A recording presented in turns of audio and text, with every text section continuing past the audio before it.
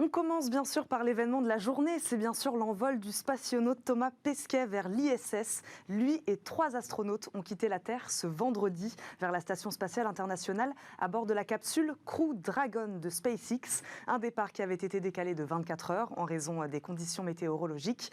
Thomas Pesquet sera aussi aux commandes de l'ISS à la fin de sa mission, une première historique pour un Français. L'occasion peut-être de vous poser la question des enjeux pour la France de cette conquête spatiale. Est-ce que c'est une bonne nouvelle qu'un Français se retrouve commandant de bord de l'ISS, Charles Huette? Moi, je trouve ça très inspirant. Je trouve que c'est un héros français, moi, qui me fait beaucoup plus rêver et qui charrie beaucoup d'enjeux. Je préfère que mes enfants rêvent devant Thomas Pesquet que devant un footballeur ou un musicien, même si c'est très bien le sport et la musique. Mais avoir un héros qui va faire progresser la science, qui va faire progresser la technique, qui est un ingénieur, qui m'a l'air en plus qui est très sain de ce qu'il dégage.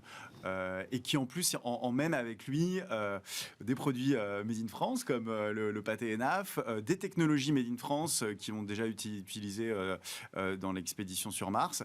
Moi, il me fait rêver. Et d'ailleurs, il va faire rêver à l'aérospatiale et au progrès technique beaucoup de gens, j'espère, parce que c'est aussi une solution pour les enjeux industriels et climatiques sur notre Terre. Hélène Bocho, il est inspirant ce Thomas Pesquet? Clairement, je partage totalement en fait ce qui vient d'être dit. C'est fascinant, c'est enthousiasmant, c'est gratifiant aussi. C'est vrai effectivement d'avoir un Français dans de telles aventures. Ça fait rêver. Effectivement, c'est un mot qui est très important. Voilà, quand on parle des étoiles, et il y a ce côté aussi scientifique, technologique, pousser les limites, prendre des risques. Donc ça véhicule effectivement plein de choses positives. Pour nous, tout un chacun, enfin si on s'intéresse à ces sujets-là, et pour la France en général. Donc c'est une très belle chose, oui, je trouve.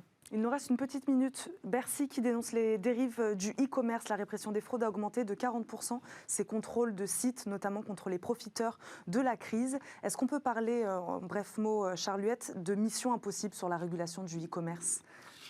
Il faut... il faut y aller. Il faut que... À mon avis, il faut peu de règles, mais qu'elles soient fermement appliquées. Et il faut que la police de la consommation soit là. Nous, on le voit sur le sujet du Made in France, où il y a parfois des allégations trompeuses. Rarement sur la mention Made in France, mais l'abus d'usage du drapeau tricolore. Il faut que le consommateur soit respecté, que les tromperies soient sanctionnées, absolument. L'État régalien est là pour ça, et c'est l'intervention minimale qu'on attend de lui en économie aussi. Hélène Bochon, sur Bercy qui s'attaque aux dérives du e-commerce.